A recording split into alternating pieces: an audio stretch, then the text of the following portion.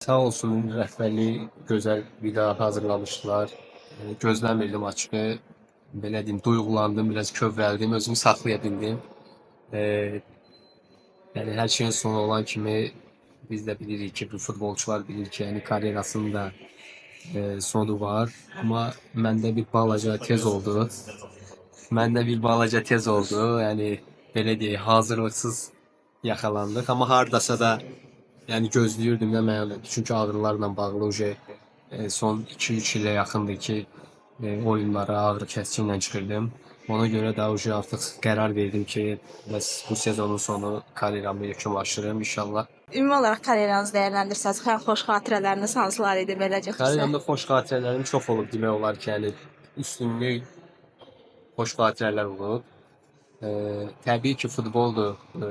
Nəticə yaxşı olmayanda bəzən necə deyim, pis sezon da keçirə bilirsən.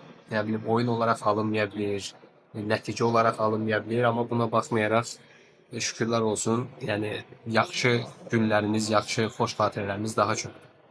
Bundan sonra karyeranıza məşqçi kimi davam etmək fikriniz Bəli, var? niyyətim bəli futbolun içində qalmaqdır. İndi bilmirəm məşqçi kimi, bilmirəm başqa bir sahədə, amma belə futbolun içində qalmaqdır niyyətim, istəyim. Daha çox məşqçi kimi istəyərdim fəaliyyət göstərir.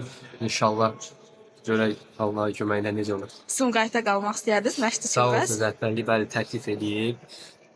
təklif eləyiblər, amma başqa bir təkliflər də var. İnşallah oturub analiz edib bir qərar verib ona uyğun hərəkət edəcəyik.